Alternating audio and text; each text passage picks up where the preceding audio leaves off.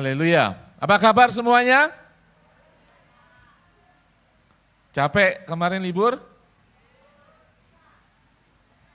Hari Kamis, tanggal 4 libur lagi? Ya, haleluya.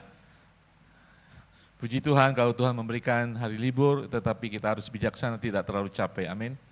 Akhirnya kita menderita dan kita mengatakan, Tuhan mengapa saya menderita seperti Ayub? Dikasih libur, cari gara-gara. Sorry.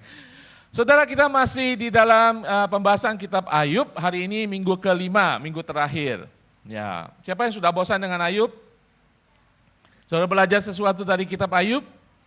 Ya, kalau saudara belajar, sesudah seri khotbah Ayub, baca lagi kitab Ayub, ada 42 pasal, saudara. Kitab Ayub, dari pertama kita jelaskan bahwa kitab Ayub adalah kitab hikmat. Jadi penulisannya itu banyak hikmatnya di sana dan juga termasuk kitab puisi. Ya, kitab puisi. Jadi penulisannya itu tidak seperti biasa, cara berceritanya tidak seperti biasa, bentuknya puisi. Kadang-kadang ada imaginary atau gambaran-gambaran tentang sesuatu yang harus kita telaah, kita pelajari. Ya kan, kalau sudah mendengarkan orang baca puisi, kadang-kadang kita nggak ngerti kan, ngomong apa gitu kan. Ya kan, bulan dan bintang, tiba-tiba ada hari, tiba-tiba ada tutupnya hari. Ya, kita harus mengerti, makanya saudara harus baca. Ya, saya katakan minggu-minggu lalu bahwa kitab Ayub memang berbicara tentang penderitaan. Tetapi kisah Ayub, bagi Ayub, penderitaan dialami, tetapi masalah utama dalam Ayub bukanlah penderitaan. Bagi Ayub, bagi kita yang baca Ayub menderita, iya dia menderita. Kitab Ayub berbicara tentang masalah utama menderita, tetapi bagi Ayub sendiri masalahnya bukan penderitaan. Bagi Ayub masalahnya adalah pertanyaan, mengapa saya orang benar, kenapa saya menderita? Ya kan? Bukan bisa-bisanya Ayub, bukan bisa-bisanya Pak Ari, tetapi firman Tuhan mengatakan bahwa kan Allah sendiri mengatakan bahwa Ayub adalah orang benar dan jujur, menjauhi kejahatan dan takut akan Tuhan. Ayub dalam kehidupannya dia bertanya, mengapa saya benar, saya tidak pernah melakukan kesalahan, tetapi tetap mengalami segala malapetaka. Ya, saudara, minggu lalu kita berbicara bagaimana akhirnya Ayub bertemu dengan Tuhan. Akhirnya Tuhan berbicara. Minggu lalu kita berdoa supaya Tuhan berbicara kepada kita dalam hadirat Tuhan. Adakah saudara mengalami perjumpaan dengan Tuhan minggu lalu? Selama seminggu ini apakah saudara mengalami perjumpaan dengan Tuhan? Saya ada kesaksian satu ibu mengatakan, Pak Ari waktu saya mendengarkan ibadah tengah minggu, hadirat Tuhan begitu kuat ketika Pak Ari mendoakan sakit dari ujung kepala, saya juga nggak tahu sakit apa gitu ya, pokoknya saya doakan dari ujung kepala, ujung kaki, dia merasa ada yang kurang enak di badannya, dia mengalami kesembuhan. Kalau terjadi perjumpaan dengan Tuhan, tidak mungkin tidak terjadi sesuatu di dalam nama Tuhan Yesus. Amin. Sekarang persoalannya, apakah saudara rindu bertemu dengan Tuhan? Apakah saudara ingin bertemu dengan Tuhan? Biasanya orang nggak bertemu dengan Tuhan karena lagi happy-happy. Lupa sama Tuhan. Ya kan? Saudara, Ayub, kita jauh daripada Ayub. Ayub menderita, saudara ingat, saya katakan lagi, saudara ingat ketika baca kitab Ayub, kita berbeda total dengan Ayub. Kita menderita karena bodohnya kita menderita karena salahnya kita menderita karena dosanya kita. Ayub di dalam kitab Ayub menderita, justru kebalikan daripada kita. Ayub menderita karena dia orang benar. Karena dia orang benar, dia menderita, saudara. Justru itulah Ayub bertanya, di mana keadilan Tuhan? Di manakah Tuhan yang dia sembah selama ini? Dan Tuhan diam. 30 pasal lebih. Itu persoalan Ayub, karena dia benar. Dia menderita, demikian hebatnya. Satu hari kita tahu, siang bolong, bertubi-tubi. Hartanya habis. Anak-anaknya 10 orang meninggal. Bapak kedua, Seri. Dia kehilangan kesehatannya. Dia bingung. Dan kita tahu dia menderita karena dia orang benar. Kita belum sampai di sana. Kita menderita, biasanya kita yang salah, ya kan? Kalau diteliti doa syafaat kita tahu bahwa kita bersalah, akhirnya kita menderita. Nah saudara, mau saudara salah, saudara bodoh, dosa kita, yang pasti ketika saudara bertemu dengan Tuhan, ada sesuatu terjadi. Ayub dalam kebingungannya, dia bertemu Tuhan, sesuatu terjadi. Apa yang terjadi ketika Ayub bertemu dengan Tuhan? Pertama, dia merasa lega. Ada penghiburan. Ketika dia bertemu Tuhan, saudara, hidupnya belum dipulihkan.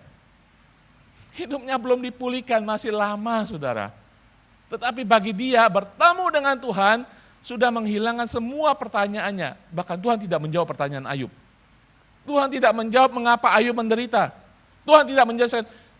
Kalau Ayub bisa baca kitab Ayub, Ayub bisa bertanya, Tuhan kau mengatakan bahwa aku orang benar, orang jujur, jauh dari kejahatan, takut akan engkau. Kalau dia bisa berkata seperti itu, Tuhan tidak menjelaskan itu. Dan Tuhan tidak mau jawab pertanyaan Ayub selama ini. Tetapi bagi Ayub, dan saya doakan kita semua, ketika bertemu dengan Tuhan, apapun keadaan kita, salah orang lain, bertemu dengan Tuhan itu lebih cukup dari semuanya. Karena ada penghiburan di sana. Amin. Mungkin saudara berdoa, minta ini, minta itu, pemulihan segala dan sebagainya. Ketika bertemu dengan sang pemberi itu, sang pemulih itu sudah berarti dia sudah dekat dengan kita. Bukankah itu luar biasa, saudara? Amin. Ya, saudara ya. Saya ceritakan ketika saya ingin menginginkan Jonathan, mungkin saya sudah pernah cerita. 7 tahun saya baru mendapatkan Jonathan. Ketika mendapatkan Jonathan itu, ya kan doa kita dikabuli. Bukan tidak penting, saudara.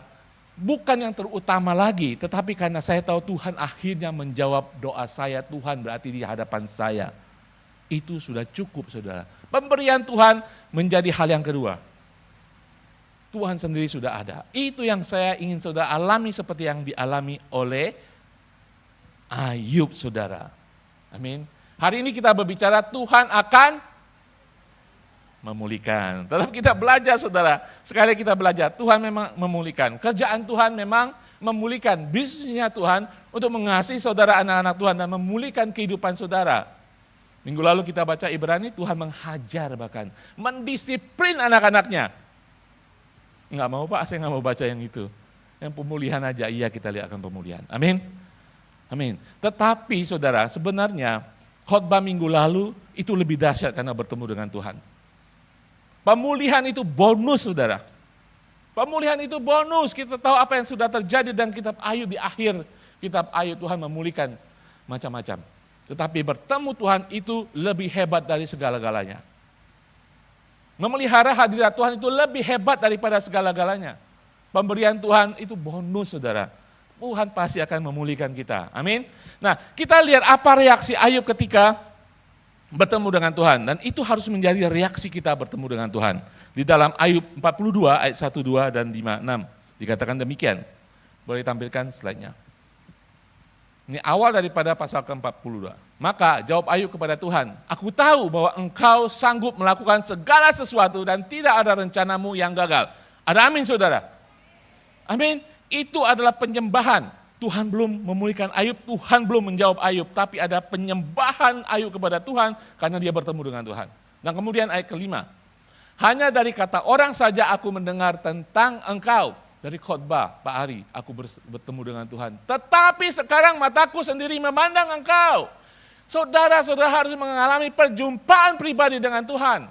Saudara harus sampai bisa mengatakan, sekarang mataku sendiri memandang engkau. Secara pribadi. Dalam pergumulan ataupun tidak. Kemudian ayat 6 mengatakan, oleh sebab itu aku mencabut perkataanku dan dengan menyesal aku duduk dalam debu dan abu.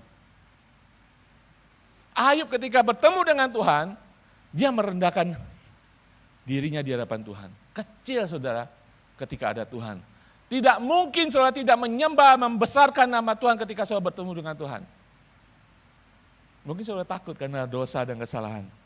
Ya, kita harus takut. Tetapi penyembahan harus keluar sebagai anak-anak Allah. Amin. Tidak hanya dia merendahkan diri di hadapan Tuhan, dia mencabut segala perkataan kebodohan yang ada dalam pikirannya. Selama dia berdebat dengan teman-temannya, bolak-balik, mencari hikmat manusia, mencari hikmatnya, mencari kebenarannya, akhirnya aku mencabut perkataanku. Kalau Ayub orang Hong Kong dibilang, moyung lah. Banyak pikiran, perkataan, teologi, pemikiran, kesimpulan, moyung lah. Ayub mencabut semua perkataannya. Dia menyesali apa yang dikatakannya, yang dipikirkannya. Saudara, kita kadang-kadang tanpa sadar kita bertanya kepada Tuhan, mengapa, timkai. Ketika Tuhan datang, sudah cukup semuanya. Tuhan mengasihi kita, itu lebih daripada cukup. Ada amin, saudara? Dan biasanya kalau kita bertemu dengan Tuhan, kita akan ada rasa takut, betul? Ya, ada rasa gentar, itulah ketakutan yang sehat, saudara. Harus ada, kalau enggak saudara belum bertemu dengan Tuhan. Kalau saudara bilang, saya bertemu Tuhan hadir dalam mimpi saya, tapi tidak ada rasa takut, berarti itu bukan Tuhan. Ketika saudara bertemu dengan Tuhan, ada hadirat Tuhan melalui firman Tuhan sekalipun, saudara pasti ada kegentaran di hadapan Tuhan. Ya kan? Tapi bukan ketakutan, saudara. Saudara, kalau saudara, siapa yang takut sama listrik? Takut kesetrum kan? Ya kan? Takut rambut saya jadi kribo kan? Nah, itu ketakutan yang sehat. Tetapi saudara tetap pakai alat-alat berlistrik kan? Ya kan? Nah seperti itu saudara. Saudara tetap ingin bertemu dengan Tuhan, tetapi ada kegentaran. Ada rasa hormat, amazed kepada kebesaran Tuhan. Itu ada dalam kehidupan Ayub saat ini. Dan saya harap kita memiliki seperti apa yang ada dalam kehidupan Ayub. Saya sekali katakan, bandingkan Ayub adalah orang benar, kita jauh daripada benar. Dan kita bisa belajar daripada Ayub. Saudara, kita belajar 3 hal dari perjumpaan Ayub dengan Tuhan. Boleh tampilkan slide-nya. Ketika Ayub berjumpa dengan Tuhan, dia mengakhiri semua pertanyaan, keluhan, kebingungannya. Sirna semuanya. Kemudian terjadi perubahan seluruh perspektif apa yang terjadi, penderitaannya. Terjadi perubahan perspektif, pandangan. Yang ketiga, dia memiliki rasa takut yang diperbaharui oleh Tuhan. Ayub sudah takut akan Tuhan dari awal, dari pasal pertama. Tetapi kali ini ketika Tuhan hadir, dia mengatakan, aku mendengar orang-orang ngomong tentang engkau, filosofi 3 teman saya, bla bla bla bla. Tetapi saat ini saya melihat engkau. Luar biasa, itu kalau bahasa Inggris ada namanya the wow moment ketika bertemu dengan Tuhan. Wow gitu loh. Dan ini bukan ketemu Jokowi, kalau saudara Jokowi aja, Jokowi akan ke rumah saudara Pak Presiden. Saudara mandi kembang, rumah saudara mandi kembang, halaman saudara banyak kembang. Iya kan? Ada wow moment yang saudara sedang nanti-nantikan. Ketika Tuhan datang, boom, ngomong sama saudara, itu wow moment. Saudara akan berubah cara pikir saudara. Perspektif saudara akan berubah. Rasa takut, kehidupan iman saudara akan berubah semakin dahsyat. Itu yang terjadi dengan Ayub. Nah saudara, hari ini kita bicara tentang ketika Tuhan memulihkan Ayub. Masih ada pelajaran terakhir. Ya, sebelum kita lihat Ayub dipulihkan luar biasa dalam kehidupannya, dalam Ayub pasal 42 ayat berikutnya kita akan melihat berkat Tuhan terjadi pada Ayub. Tetapi ada sesuatu sebelum terjadi berkat Tuhan yang selalu kita doakan, kita maui, kita rindukan, dan Tuhan pasti beri. Tetapi ada sesuatu sebelum berkat Tuhan, pemulihan Tuhan terjadi dalam kitab Ayub. Nah sekarang saya ingin katakan kepada saudara, sebelum kita bahas ada 2 poin. Ada di antara saudara yang dalam konflik, dalam gereja Tuhan, ada. Dengan keluarga sendiri ada. Ya. Nah ini 2 poin ini yang akan kita bahas berikutnya, harus kita benar-benar kerjakan sebagai anak Tuhan sebelum pemulihan terjadi. Sebelum berkat Tuhan terjadi. Ketika terjadi konflik, perselisihan, kita tidak bisa diamkan. Ya. Karena kita tahu antara Ayub dan 3 temannya ada konflik saudara. 3 temannya terutama ya. Karena 3 temannya itu mengatakan, Ayub kamu menderita pasti kamu ada salah. Coba teliti. Temannya itu maksa. Ayub pasti bersalah. Dan teman yang mengatakan, lebih baik kamu diam aja dan bertobatlah, pasti ada salah. Terjadi konflik antara Ayub dan temannya. Ayub dituduh. Pada prinsipnya Ayub dituduh melakukan kesalahan. Dan Ayub merasa dia tidak pernah melakukan kesalahan. Saudara pernah dituduh? Ya kan? Langsung tidak langsung pernah dituduh kan? Mungkin saudara pernah dihakimi oleh keluarga saudara. Pernah, kita semua pernah. Terjadi konflik. Walaupun hubungan masih baik, tetapi ada sesuatu yang nggak enak gitu ya. Betul? Yang nggak enak tuh kadang-kadang kita pelihara.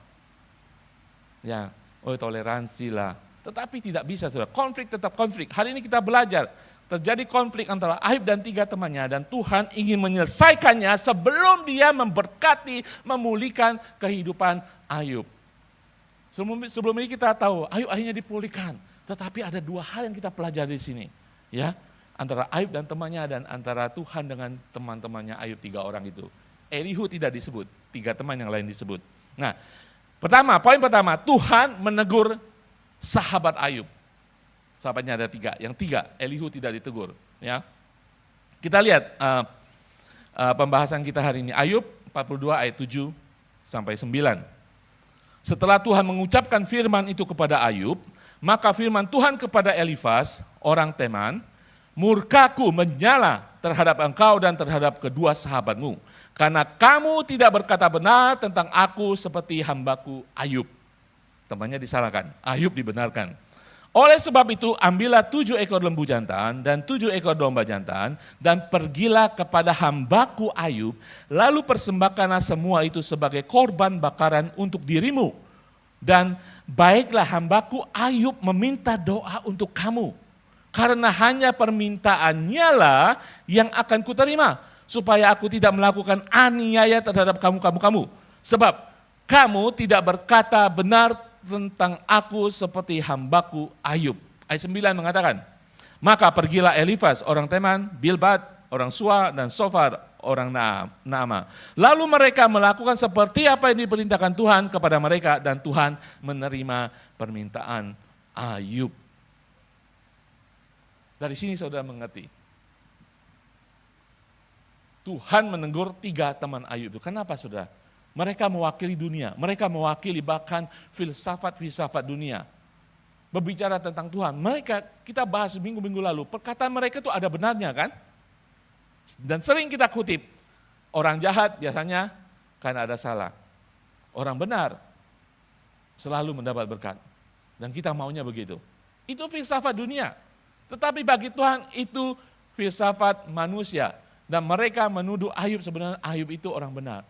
Nah, hari ini kita melihat bahwa Tuhan menyuruh ketiga orangnya. Tuhan bahkan mengutuk, memurkai ketiga orang temannya ini. Rasanya tidak adil, tetapi Allah Maha Adil. Amin. Ayub mengerti hikmat Allah, Ayub mengerti Tuhan. Dan Ayub dibenarkan di hadapan Tuhan. Saudara, Tuhan berurusan dengan 3 temannya Ayub itu. Saudara, Tuhan ingin agar 3 temannya Ayub itu merendahkan diri di hadapan Ayub. Tuhan ingin membenarkan bahwa teologi Ayub itu lebih benar. Walaupun dia berkeluh kesah, walaupun dia menderita, teologi, pengertian Ayub kepada Tuhan itu lebih benar daripada ketiga temannya. Sehingga 3 temannya harus diampuni, dimaafkan, dibenarkan melalui Ayub. Sebelum Tuhan mengampuni mereka. Saudara, ini berbicara tentang, saya bicara lagi tentang konflik yang ada dalam kehidupan kita. Mungkin ada dalam kehidupan saudara 3 teman yang menuduh saudara, atau saudara sendiri seperti temannya Ayub. Ya, seperti temannya Ayub. Tuhan mengasihi kita semuanya. Tuhan ingin membetulkan, membenarkan kehidupan kita. Amin. Ada hal yang kita harus lakukan. Seperti Ayub saya katakan, Ayub bersyafaat akhirnya atas nama mereka. Tuhan mengampuni mereka dan kemudian Tuhan akan memulihkan Ayub. Tetapi sebelum Tuhan memulihkan Ayub, Tuhan mau Ayub menjadi imam atas kehidupan 3 temannya. Sehingga Tuhan memerintahkan 3 teman itu harus bawa korban untuk kesalahan mereka. Dan minta Ayub sebagai imam atas kehidupan mereka, merekonsiliasi hubungan mereka dengan Tuhan melalui Ayub. Saudara, Tuhan sebelum dia memulihkan kehidupan saudara, Tuhan ingin saudara, apapun konflik dalam kehidupan saudara, saudara harus bisa sebagai imam. Apa yang saudara pegang saat ini? Dendam? dan temannya kesumat. Saudara, ada orang memegang dendam itu bertahun-tahun. Seperti seorang yang, saudara di Hong Kong suka orang pelihara burung kan, burung kecil, sangkar gitu kan, dipegang gitu kan, ditutup pakai kain gitu kan, pegang-pegang, terus akhirnya kadang-kadang dibuka lagi, disuit-suitin, dikasih makan, ditutup lagi. Orang-orang yang memendam dendam yang kesumat, yang lama, biasa seperti itu. Ada dalam pikirannya. Kadang-kadang dibuka lagi, dielus-elus lagi burungnya, dendamnya, ya kan? Ayo ngaku. Terjadi pembalasan di dalam otak sini, pergumulan seperti film. Ya kan? Nah, Ayub terjadi konflik, saudara. Saya katakan, ada ayat sebelumnya, Ayub mengatakan, dia bilang apa? Aku tidak terima penghiburanmu, hai teman-teman yang sialan. Dia tidak menerima penghiburan, bahkan menerima tuduhan dari teman-temannya. Ada konflik, saudara. Hari ini Tuhan membuktikan, firman Tuhan membuktikan, Tuhan memang mengetahui bahwa 3 temannya ini bersalah terhadap Ayub. Dan Tuhan inginkan Ayub menjadi imam atas kehidupan mereka. Kalau perjanjian lama, ketika bangsa Israel setiap tahun harus datang ke bait suci, membawa korban penebusan dosa, korban untuk penebusan dosa setahun, bawa binatang. Siapa yang korbanin? Imam, ya kan? Imam harus sembelih korban itu. Nah, Ayub saat ini sebagai imam bagi 3 teman-temannya. Sebelum Tuhan mengampuni ketiga temannya ini, luar biasa ya, Tuhan kadang-kadang melakukan sesuatu di luar jangkauan pikiran kita. Dan saya tahu, saya percaya saudara adalah anak Allah. Amin. Terjadi konflik dalam kehidupan saudara, saudara bisa menjadi imam. Bukan sebaliknya, menjadi pendendam, menjadi seorang yang ingin membalas, menghakimi, bahkan membunuh karakter orang dalam pikiran saudara. Saudara sudah saatnya ketika terjadi konflik, saudara tidak salah, terlebih seperti Ayub tidak salah ketika dituduh, dianiaya, diancam, difitnah. Tuhan akan memakai saudara untuk menjadi imam bagi teman-teman saudara. Saudara siap? Saudara harus siap sebelum terjadi pemulihan dari Tuhan. Betapa sering saya tidak mengatakan ini hukumnya Tuhan, ya, bahwa Tuhan akan menahan berkat saudara sebelum saudara dipulihkan kehidupannya saudara. Dan ini terjadi pada kisah Ayub.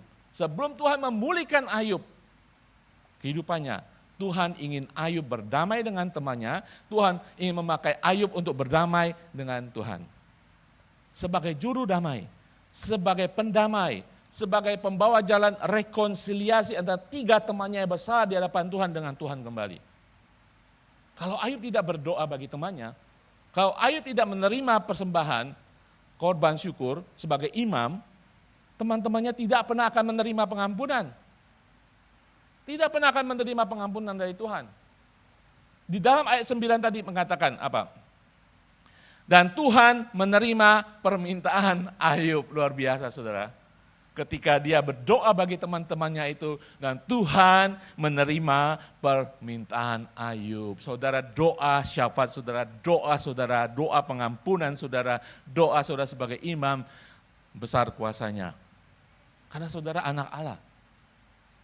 Ayub dibenarkan karena dia berkelakuan benar. Saudara dibenarkan oleh darah Tuhan Yesus. Saudara tahu ada satu firman Tuhan mengatakan ketika engkau mengikat sesuatu di dunia akan terikat di surga. Ketika engkau melepaskan sesuatu di dunia akan terlepas di surga. Saudara punya kuasa itu karena Yesus memberikan. Saudara harus bertindak sebagai imam. Amin. Nah, keputusan Allah atas kejadian Ayub ini, Tuhan ingin merendahkan 3 orang itu di bawah kaki Ayub. Tuhan ingin Ayub menjadi imam atas kehidupan mereka. Tuhan ingin memastikan 3 teman-temannya dapat mengalami rekonsiliasi melalui rekonsiliasi dengan Ayub.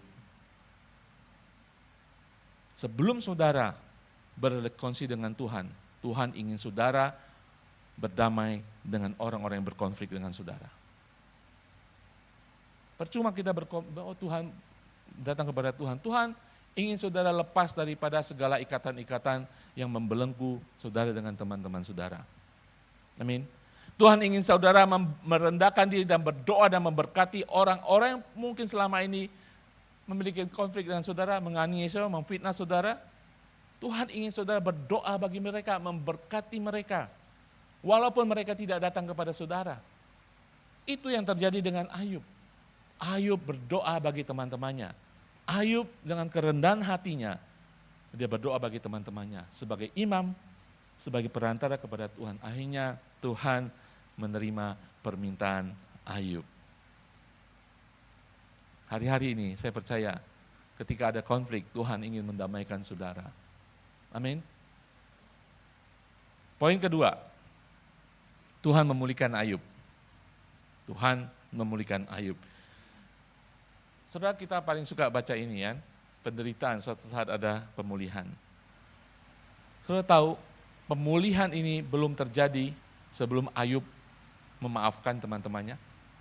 Saudara tahu, pemulihan ini belum terjadi, tidak akan terjadi sebelum Ayub memaafkan dan mengampuni teman-temannya. Mungkin ada dalam kehidupan kita, pemulihan hidup kita begitu lama, karena ada dalam kehidupan kita tidak mengampuni, kita mengikat orang itu.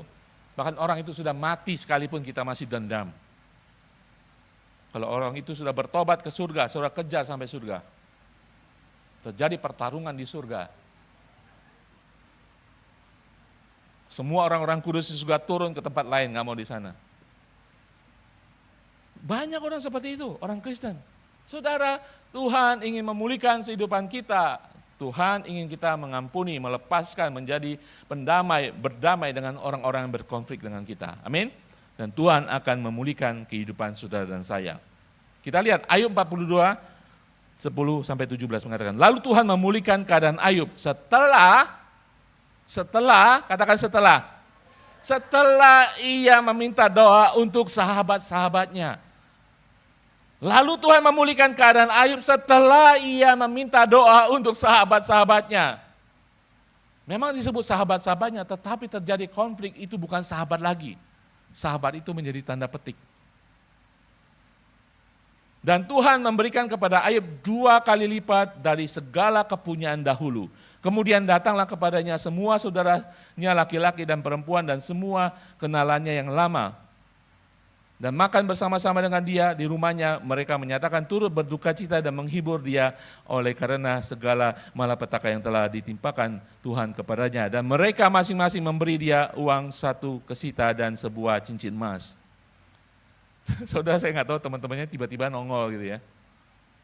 Tiba-tiba nongol dan bisa makan bersama dengan Ayub. Saudara punya teman-teman seperti itu? Ampuni mereka juga. Amin. Ayub tidak dendam kepada mereka. Ayub tidak mengatakan, di mana engkau ketika aku duduk dalam debu menderita habis-habisan. Ayub tidak mengatakan itu. Ibarat dengan minggu lalu saya berbicara tentang belum berakhir sebelum Tuhan menyatakan berakhir. Kehidupan tentang Yusuf. Salah satu contoh, hamba Tuhan yang menderita berseri-seri saudara. Sampai seri terakhir baru pemulihan. Capek ngikutinya. Tapi Yusuf tidak pernah menendam kepada saudara-saudaranya menjual dia, membuang dia, sehingga dia jadi budak. Yusuf tidak pernah, mana istrinya Potifar? Mana? Yusuf tidak pikirkan itu lagi ketika dia menerima pemulihan Tuhan. Itu sudah lupa semuanya. Buktinya Yusuf memberikan nama anaknya bahwa aku sudah melupakan penderitaanku. Dan teman-teman Yusuf datang dari antah berantah, dari mana? Tapi mereka membawa berkat. Mungkin mereka menyesal dan Ayub Ayub mengampuni mereka. Ya. Sudah ketika sudah menerima, bertemu dengan Tuhan, pengampunan itu akan gampang. Makanya bertemu dengan Tuhan lebih dahulu, merendahkan diri dan menyesali kehidupan kita. Pengampunan, pelepasan, perdamaian akan gampang. Amin. Saudara-saudara ikat saat ini, bertemu dengan Tuhan, itu kuncinya. Saudara mau marah, Ayub mengatakan, ini penghibur sialan, dia marah itu, karena dia dituduh. Tetapi dia mengampuni, bahkan menjadi imam bagi teman-temannya. Bertemu dengan Tuhan dulu, amin. lalu memulihkan Ayub setelah dia berdoa bagi teman-temannya. Ayat 12 mengatakan, Tuhan memberkati Ayub, ini berkat semua ya, dalam hidupnya dan selanjutnya lebih daripada hidupnya yang dahulu. Ia mendapat 14.000, 2 kali lipat ya, 1.000 ekor kambing domba dan 6.000 unta, 1.000 pasang lembu dan 1.000 ekor keledai betina. Ia juga mendapat 7 orang anak laki-laki dan 3 orang anak perempuan. Dan anak perempuan yang pertama diberi namanya Yemima, yang kedua Kesya, yang ketiga Keren Hapun. Di seluruh negeri tidak terdapat perempuan yang secantik anak-anak Ayub dan mereka diberi ayahnya milik pusaka di tengah-tengah saudara-saudaranya laki-laki. Sesudah itu Ayub masih hidup 140 tahun lamanya. Ia melihat anak-anaknya dan cucu-cucunya sampai keturunan yang keempat, maka matilah Ayub tua dan lanjut usia. Saudara perhatikan saudara, pikir, ketika kita sudah baca berkat Ayub ya, Tuhan memulihkan Ayub. Ketika Ayub mengampuni, menjadi imam, menerima ketiga temannya, apakah Ayub sudah dipulihkan? Ketika Ayub mengampuni teman-temannya, apakah Ayub sudah dipulihkan apa yang kita baca? Belum saudara. Belum. Dia masih menderita, masih mungkin ada kuris. Masih miskin, bangkrut semuanya. Sekujur tubuhnya mungkin masih sakit. Dia sudah mengampuni temannya, menjadi imam bagi temannya. Kenapa saudara? Karena dia bertemu dengan Tuhan. Saya katakan, the wow moment ketemu dengan Tuhan, saudara tidak memikirkan hal yang lain. Ayub tidak memikirkan penderitaan, dia melakukan apa yang Tuhan inginkan. Dan berkat itu, saya katakan sekali, itu hanya bonus saudara. Pemberi bonus itu lebih hebat daripada bonusnya, betul? Kalau kita membesarkan bonus kita, berkat Tuhan, kita lupa Tuhannya. Bagi Ayub menunjukkan, ketika mendapat Tuhan, Tuhan aku lakukan apa saja. Lepaskan pengampunan, menjadi imam, menjadi perantara bagi mereka. Gampang? Tidak gampang saudara. Tapi kita belajar daripada Ayub pada sore hari ini. Ini bukan hukum saudara ya. Saya katakan, kita belajar dari Ayub bahwa Tuhan akan memulihkan kehidupan Ayub dan saudara dan saya ketika kita belajar juga mengampuni orang-orang yang bersalah kepada kita. Justru ketika saudara saat ini sedang menderita, dari keluarga sendiri, dari orang-orang yang kita kasihi, dari teman-teman gereja, ampuni mereka. Walaupun saudara masih menangis, dituduh, difitnah, dihakimi, lepaskan pengampunan. Apalagi orang sudah mati, lepaskan pengampunan walaupun sudah menderita seperti Ayub lakukan. Dan kemudian Tuhan memulihkan kehidupan Ayub. Matius 6:14 ayat 15 mengatakan, Yesus mengatakan, karena jikalau kamu mengampuni kesalahan orang, Bapamu yang di surga akan mengampuni kamu juga. Tetapi jikalau kamu tidak mengampuni orang, Bapamu juga tidak akan mengampuni kesalahanmu. Haleluya. Mari kita lepaskan pengampunan. Mari kita menjadi pendamai. Kalau ada konflik, saya katakan, mari kita selesaikan. Saya nggak bisa Pak, bertemu dengan Tuhan dulu. Saudara pasti mampu. Inginkan Tuhan. Tuhan akan memberikan kekuatan. Roh Kudus dalam kehidupan saudara, dia siap memberikan anugerah, urapan, kekuatan bagi saudara untuk melepaskan pengampunan, menyelesaikan konflik dalam kehidupan saudara. Amin. Saudara, kita ingin bertemu dengan Tuhan dan mengalami kedalaman dalam Tuhan. Amin. Yes. Kita ingin menerima berkat Tuhan, pemulihan dalam kehidupan kita. Yes. Tapi sebelumnya kita harus aktif. Harus aktif sebagai anak Allah untuk kita membetulkan segala sesuatu yang tidak benar dalam kehidupan kita. Ayub mengalami tes terakhir. Saudara bisa bayangkan kalau Ayub mengatakan, Tuhan, saya bertemu dengan Engkau sudah cukup Tuhan. Yang 3 teman itu Tuhan urus sendiri. Kita sering mengatakan itu kan? Ya. Hanya Tuhan yang bisa membalas. Diteliti demi teliti kita masih marah. Kita inginkan sebenarnya kita ingin Tuhan membalas setimpal Tuhan. Yes. Ngaku. Kita pakai ayat Tuhan untuk maksa Tuhan balas. Memang pembalasan itu milik Tuhan, tapi nggak usah ngomongin. Kita doa sampai gregetan, Tuhan balas Tuhan. Karena itu firman-Mu, iya Tuhan firman-Mu. Ya kan? Betul? Nah, tidak hanya mengerti firman Tuhan, tidak mengatakan pembalasan itu milik Tuhan, yes itu. Tetapi nada-nadanya, motivasinya di sini, Tuhan yang tahu. Amin. Saya nggak tahu. Ya, firman Tuhan dikatakan dengan baik, apalagi kalau di Facebook. Kita nggak ngerti kan tekanannya di mana, motivasinya di mana. Iya, firman Tuhan ya dan amin.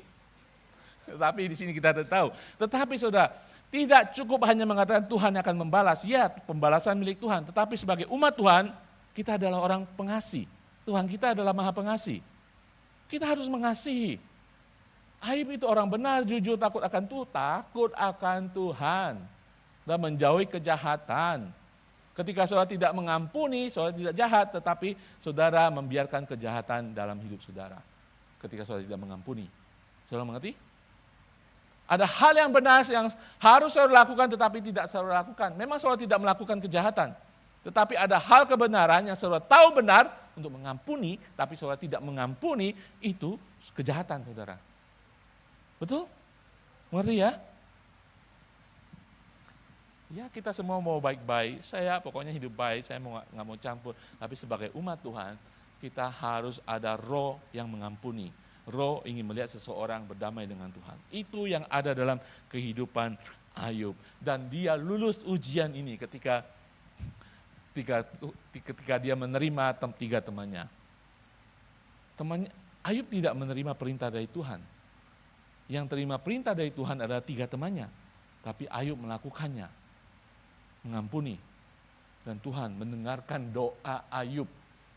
Saudara sekalian, Yakobus 5 ayat 11 mengatakan, saya akan tutup. Sesungguhnya kami menyebut mereka berbahagia, yaitu mereka yang telah bertekun. Kamu telah mendengar tentang ketekunan Ayub dan kamu telah tahu apa yang pada akhirnya disediakan Tuhan baginya. Karena Tuhan Maha Penyayang dan penuh belas kasihan. Bertekun dulu saudara. Seperti Ayub. Taat kepada Tuhan. Mengerti akan bahwa Tuhan setia, pengasih, penyayang. Mengikuti firman Tuhan. Sebagai anak Allah yang sudah ditebus Tuhan, saudara punya kewajiban. Amin. Kalau Bapak kita penyayang, saudara harus menjadi seorang penyayang. Kalau Bapak kita mengampuni kita, dosa yang tidak terampuni, saudara dan saya kita wajib hukumnya untuk mengampuni orang. Baik dia datang atau tidak datang, baik dia minta atau tidak minta. Amin. Memang itu susah saudara. Ketika saudara mengalami pelecehan dalam keluarga, saudara tidak dikasih oleh orang tua, saudara ditinggalkan oleh orang tua, dendam itu ada. Pertanyaan itu ada. Tidak gampang melepaskan pengampunan. Sudah harus bertemu dengan Tuhan. Tidak ada jalan lain. Dengan kekuatan kita tidak bisa. Tapi dengan pertemuan dengan Tuhan, the wow moment, ketika ada Tuhan dalam kehidupan saudara, yang lain-lain hanya hal yang tidak ada artinya saudara. Amin. Ketika Tuhan dekat dengan saudara, hal yang lain, masalah kehidupan saudara yang lama, sudah tidak ada artinya. Saya berdoa bagi kita semua akan bertemu dengan Tuhan. Amin. Hanya itu jalannya. Ayub bertemu dengan Tuhan. Orang sekali berayub yang benar, jujur di hadapan Tuhan harus bertemu dengan Tuhan. Dan kemudian bisa melepaskan pengampunan. Amin. Saudara punya kuasa itu. Matius 18 ayat 18 mengatakan, saya katakan tadi, aku berkata kepadamu, sesungguhnya apa yang kamu ikat di dunia ini akan terikat di surga, dan apa yang kamu lepaskan di dunia ini akan terlepas di surga. Haleluya. Saya katakan khotbah terakhir ini, itu adalah bagian yang harus kita lakukan ketika kehidupan iman kita masih ada konflik dan sebagainya. Tetapi kita harus mengalami apa yang dialami Ayub di khotbah keempat, bertemu dengan Tuhan. Saudara, kita akan mengakhiri ibadah seri khotbah tentang penderitaan Ayub. Mungkin dalam pikiran saudara masih ada hikmat-hikmat dunia. Orang benar mestinya tidak menderita. Ya. Orang salah mestinya menderita. Ya. Itu kebenaran tapi tidak mutlak saudara. Kita belajar, itu tidak mutlak. Itu hanya doktrin teologi manusia.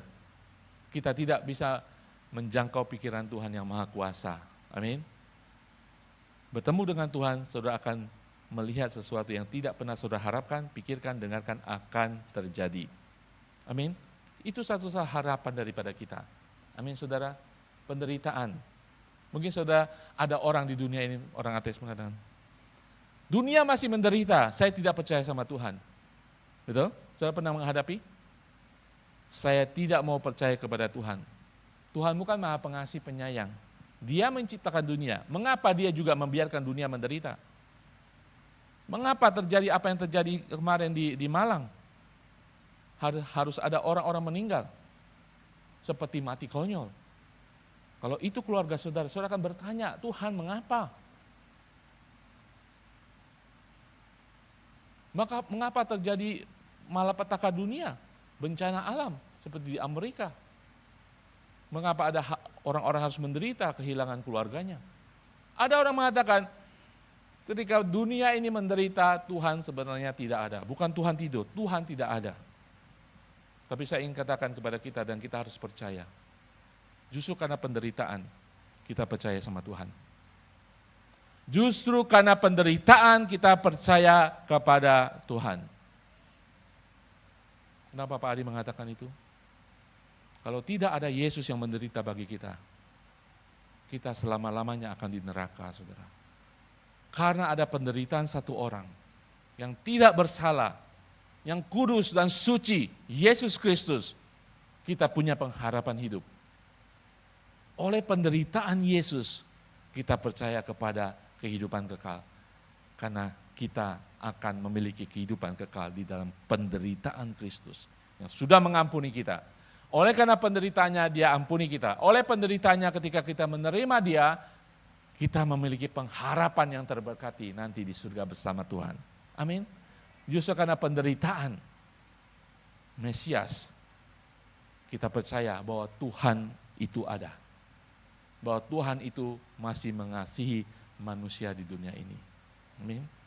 Apa penderitaan saudara secara pribadi saat ini? Saya katakan, saya tidak pernah mengenal papa saya. Saya hanya bertemu sekali ketika saya lulus kuliah, sudah umur 24 tahun. Saya bertemu dengan papa saya seperti orang asing sudah. Tidak kenal, seperti orang asing. Sesudah itu saya tidak pernah kenal tahu lagi, dia meninggal 1 tahun kemudian. Tapi ketika saya bertemu dengan Tuhan itu sudah cukup dan saya tidak pernah mendendam. Kenapa saya dilahirkan di keluarga ini? Kenapa saya tidak punya bapak? Ketika saudara bertemu dengan Tuhan hal-hal seperti itu, ketika saudara sudah dewasa secara pikiran, secara manusia, hal seperti itu sudah tidak ada gunanya, saudara. Ketika saudara bertemu dengan Tuhan. Amin. Tuhan akan memulihkan kehidupan saudara. Ketika saudara bertemu dengan Tuhan, saudara harus rekonsiliasi dengan kehidupan saudara. Amin. Tampilkan gambar yang terakhir. Saudara, berapa banyak saudara percayakan pemulihan Tuhan? Di awal daripada khotbah ini, judul daripada khotbah ini, Tuhan yang memulihkan, gambarnya ada yang merah. Sebenarnya saya tidak suka gambar itu. Saya tidak suka gambar itu. Tuhan ketika manusia, meja ini rusak, ketika manusia membetulkannya akan seperti itu, saudara. Masih kelihatan sambungannya, bopak tuh ya, coel-coelnya. Ingat, ketika Tuhan memulihkan saudara, saudara akan menjadi ciptaan baru, hati saudara akan menjadi baru. Saudara akan menjadi cemerlang, akan memuliakan nama Tuhan. Amin. Saudara, sekarang tergantung kita semua, kita berserah kepada Tuhan atau tidak. Tuhan siap memulihkan saudara. Tuhan siap memulihkan saudara. Apa yang saudara doakan, apa yang terjadi dalam kehidupan saudara sudah hancur lebur, Tuhan ingin memulihkan saudara. Mungkin saudara ditinggalkan suami, pasangan saudara, ditinggalkan anak-anak saudara, mungkin pasangan saudara mengecewakan saudara, mungkin orang tua saudara mengecewakan saudara, seperti saya ditinggalkan waktu kecil. Saudara, Tuhan memulihkan dan menjadikan hati saudara menjadi baru. Jangan biarkan retak itu terjadi dalam kehidupan saudara. Jangan biarkan retak itu menjadi kebanggaan saudara. Ada orang bangga, saudara. Dan setiap kali dia berkhotbah di sini, bukan jadi kesaksian, tapi menunjukkan kehebatannya. dengan masa lalunya. Tuhan sudah mengubahkan, ketika boleh bersaksi itu harus memuliakan Tuhan. Amin. Tuhan memulihkan, dan percaya sore hari ini Tuhan yang memulihkan saudara semuanya. Haleluya.